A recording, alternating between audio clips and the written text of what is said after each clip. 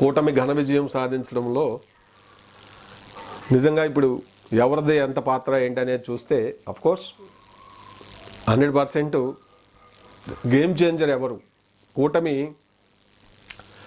వాళ్ళు కూడా ఊహించలేనటువంటి మెజారిటీ, ఊహించలేనన్ని సీట్లు సాధించడంలో పవన్ కళ్యాణ్ గారే కీలక పాత్ర అని చెప్పడంలో ఏ విధమైనటువంటి డౌటే లేదు. మహాభారతంలో మరి మహాభారతం అంతా శ్రీకృష్ణుడు ఎట్లా ఇది చేశాడో అంతా తానై మరి నడిపించినటువంటి పరిస్థితి ఉండింది. అట్లాగే ఇక్కడ శ్రీకృష్ణుడు అర్జున్లాగా మరి పవన్ కళ్యాణ్ గారు మరి మరి రాజకీయ మేధావి అయినటువంటి చంద్రబాబు నాయుడు గారు కలిసి ఆయన్ని కలుపుకుని ఆయన క్రూషియల్ టైంలో మరి కూటమిని ఏర్పాటు చేసి ప్రభుత్వ ఓటు మొదటి నుంచి చీలనివ్వకుండా ఇచ్చేసి, అలాగే బీజేపీని కూడా వీళ్ళతో వచ్చేలాగా చేసి అటు జాతీయ స్థాయిలో వీళ్ళ వెనక ఒక మరి మోడీ లాంటి ఒక పవర్ఫుల్ పార్టీ అధినేత ప్రధానమంత్రి ఉన్నారు అనే ఒక సంకేతాన్ని కూడా ఇచ్చి మరి జగన్ గారి పాలన పైన ఆయన పార్టీ పైన ఉన్నటువంటి వ్యతిరేకత అంతా కూడా ఏ ఒక్క ఓటు కూడా చీలనేయకుండా మరి ఇది చేసినటువంటి ఘనతకి ఈ ఇదిలో అంటే చంద్రబాబు నాయుడు గారు సీనియారిటీ, పార్టీ బేసు ఉంది కాబట్టి మరి దాన్ని మనం కరెక్ట్గా రైట్ టైంలో రైట్ డెసిషన్ తీసుకొని పవన్ కళ్యాణ్ గారు కూటమికి ఆయనే ముందడుగు వేసి ఆయన జైలులో ఉన్నప్పుడు వెళ్ళి చూసి కూటమిగా వెళుతున్నామని చెప్పి ప్రెస్ మీట్ పెట్టిన సందర్భాన్ని మనం మర్చిపోలేము. ఆ రోజే వైసీపీకి ఓటమి ఖాయమైపోయింది. వీళ్ళు ఒంటరిగా పోటీ చేసినా కూడా ఖచ్చితంగా ఎక్కువ సీట్లు వచ్చేటివి. ఎందుకంటే జగన్ గారి పరిపాలన వల్ల ప్రజలు భయపడ్డారు, ఆస్తులు గుంజేసుకుంటారు ఆయన వస్తే, ఈ వాలంటీర్లు కానీ వీళ్ళు కానీ ఆడబిడ్డలకి మహిళలకి రక్షణ లేదని తీవ్రమైన ఆందోళనకు గురయ్యారు. దాంతో భయంలో నుంచి వచ్చిన కసేది మొన్న జరిగినటువంటి ఏపీ ఎలక్షన్స్. కాబట్టి అందుకే చూడండి, ఇప్పుడు 144 పోటీ చేస్తే దాదాపు 136 టీడీపీ సోలోగా గెలుచుకుంది. జనసేన తక్కువ సీట్లు తీసుకుందాం, మొత్తం గెలుద్దాం అని పవన్ కళ్యాణ్ గారు మొదటి నుంచి అంటే రాశి కంటే వాసి ముఖ్యమని ఆయన గట్టిగా బిలీవ్ చేసి 21 ఎమ్మెల్యే సీట్లు, 2 ఎంపీ సీట్లకి మొత్తం 100/100% స్ట్రైక్ రేట్ ఆయన మరి విజయం సాధించడం అనేది ఇదంతా ఏంటి, ప్రజలు ఇచ్చారు. అది ప్రజలు భయపడ్డారు. మెజారిటీలు మామూలుగా ఉన్నాయా? ఎక్కడన్నా అసలు నెక్ టు నెక్ ఫైట్ జరిగిందా? Very rare, 1 or 2 సీట్సే.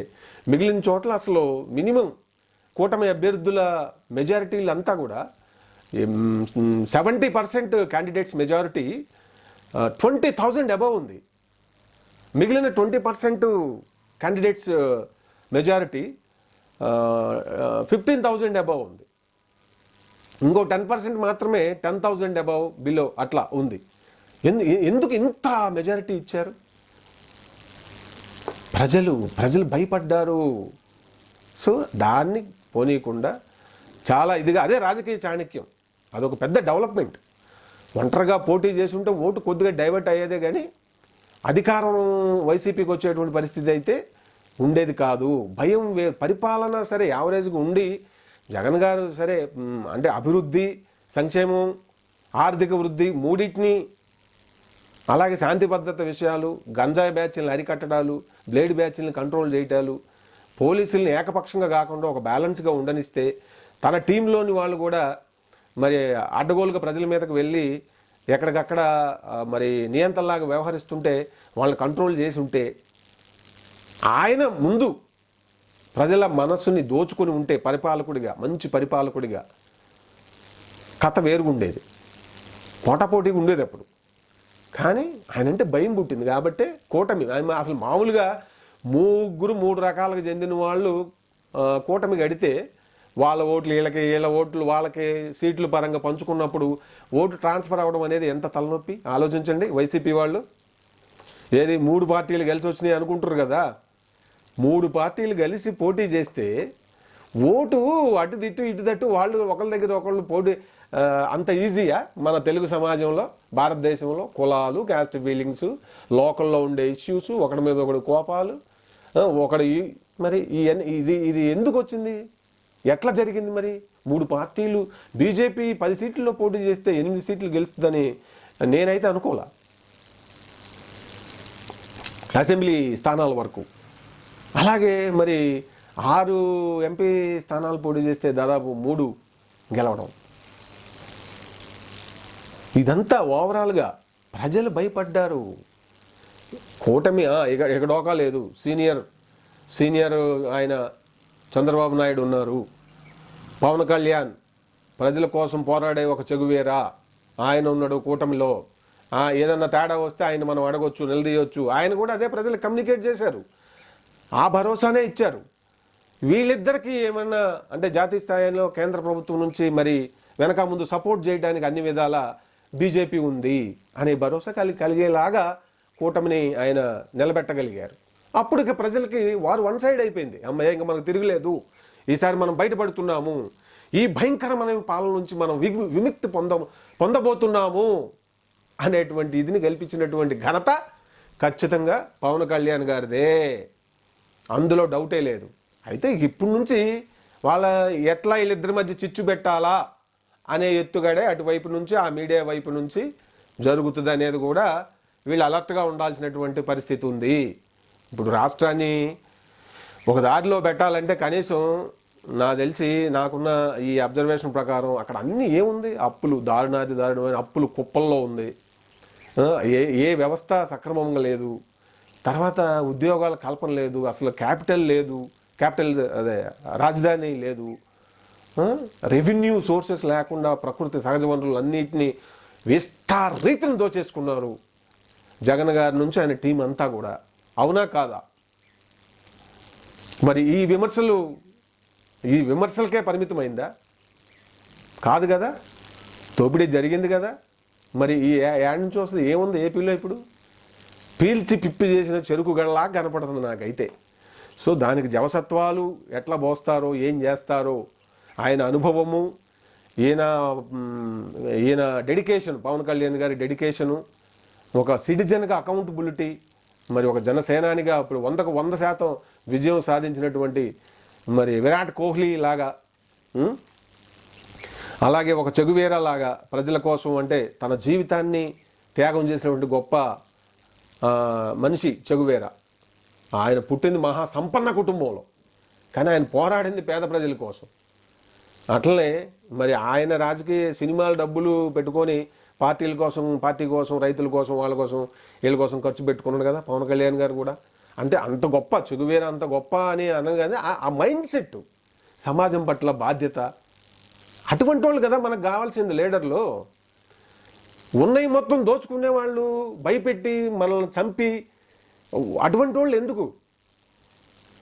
మనుషులు అసలు 10 మంది కలిస్తే ఒకప్పుడు ఒక ఏ పార్టీ అయినా సరే ఎవరు ఏదో ఎన్నికలప్పుడే ఉండేది. కానీ ఇప్పుడు ఈ 5 ఏళ్లలో ఎట్లా తయారు చేసిండు జగన్ గారు? వాళ్ళు మిగిలిన వాళ్ళు వైసీపీ కాని వాళ్ళందరూ మన శత్రువులే, కొట్టండి చంపండి, ఏ తేడా వచ్చినా నేను చూసుకుంటాలే, ఎదురులేదు మందే, పోలీసు రాజ్యం మందే అనేటువంటి ఒక దారుణాతి ప్రమాదకరమైనటువంటి డేంజరస్ మోస్ట్ పొల్యూటెడ్ పొలిటికల్ సైకాలజీని డెవలప్ చేసి వెళ్ళారు. రాయలసీమ ఫ్యాక్షన్ నేపథ్యము, ఆ మైండ్ సెట్ని అంతా మొత్తం అటువంటి మైండ్ సెట్ వల్ల ఆయన ఎంకరేజ్ చేసినట్టుగా కూడా కనపడుతుంది. లేకపోతే ఊరికి తిట్టడానికి ఆ కొడాలి నాని గారు, ఆ అంబటి రాంబాబు గారు, పేర్ని నాని గారు, రోజా గారు, ఆమె మరి చంద్రబాబు నాయుడు గారిని ఈ తిట్లు తిట్టడం వల్ల తర్వాత అంతా సింపతి ఏర్పడి తిట్ల వల్ల ఏమవుతుందో వీళ్ళకి తెలిసి వచ్చింది. ఎప్పుడైనా సరే ఈ పొలిటికల్ లీడర్స్ అర్థం చేసుకోవాల్సింది ఏంటంటే, సోషల్ మీడియాలో ఏదో వేరే పార్టీ వాళ్ళని తిట్టడం అదొక విష సంస్కృతి జనరల్గా. కాబట్టి తిట్ల వల్ల ఫైనల్గా ఒరిగేది ఏముండదు, సంకనాకి పోవటం తప్ప ఉండదు. రాజకీయాల గురించి విమర్శలు చేయడం, అది సద్విమర్శలు, పాలసీల గురించి మాట్లాడటం, ఏమన్నా ఉంటే పాలసీలు విధానాలు గురించి ఒకళ్ళనొకళ్ళు ఎంతైనా వెళ్ళొచ్చు సబ్జెక్ట్ పరంగా ఎవిడెన్సెస్ ఉంటే. అలా కాకుండా మీ భార్య అది, అసలు మీ పిల్లోళ్ళు ఏంటో, తర్వాత లేకపోతే అదేంటో ఇదేంటో, ఎంత నీచమైనటువంటి సంస్కృతిని డెవలప్ చేసి వెళ్ళారంటే అది మాటల్లో చెప్పలేదు. ఆ భయాలని మహిళలంతా పాపం ఓట్లేస్తారనుకున్నారు వైసీపీకి. ఎందుకు వేయలేదు మరి? సంక్షేమ కార్యక్రమాలు 1000 కోట్లు బట్టలు నొక్కారు కదా. వాళ్ళకి భద్రతగా ఫీల్ అవ్వలేదు. జగన్ పరిపాలన కాలాన్ని ఆడబిడ్డలు సెక్యూరిటీ ఇదిగా ఫీల్ కాలేదు. వాలంటీర్ల దెబ్బకి అడలిపోయారు. తర్వాత ఆస్తులకు రక్షణ లేదని ఫీల్ అయ్యారు, భయపడ్డారు. ఇవి గమనించాలి. ఇవేమీ గమనించకుండా ఏవేవో మాటలు ఏదో ఇంకా ఇప్పుడు మరి నన్ను వాళ్ళందరూ కూటమిలో ఉన్నవాళ్ళు బలవంతులంట. మరి ఇప్పుడు దాకా జగన్ గారు ఎట్లా వ్యవహరించిండో, భూమి మీద నా అంత బలవంతుడు లేడు, నాకు ఎదురే లేదన్నట్టుగా వ్యవహరించారు కదా. మరి అధికారం పోంగలోనే మరి బేల మాటలు వస్తున్నాయి ఏంటి?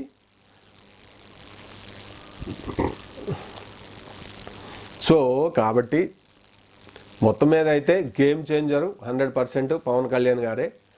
సో ఇప్పుడు ఇటు పవన్ కళ్యాణ్ గారి పైన, అటు చంద్రబాబు నాయుడు గారి పైన ఏపీ రాష్ట్రాన్ని పునర్నిర్మాణం చేయాల్సినటువంటి గురుతర బాధ్యత అయితే ఉంది. ఆ బాధ్యతని ఒక ఒక ఒక సత్సాంప్రదాయం కలిగినటువంటి రాజకీయ అట్మాస్ఫియర్ని మళ్ళీ ఎస్టాబ్లిష్ చేయాల్సి ఉంది. అలాగే ప్రజలు కూడా ఇటువంటి విష సంస్కృతిని నెలకొల్పే నాయకుల్ని నేలమట్టం చేయాల్సినటువంటి పరిస్థితి కూడా ఉన్నది, ఏ పార్టీ అయినా సరే.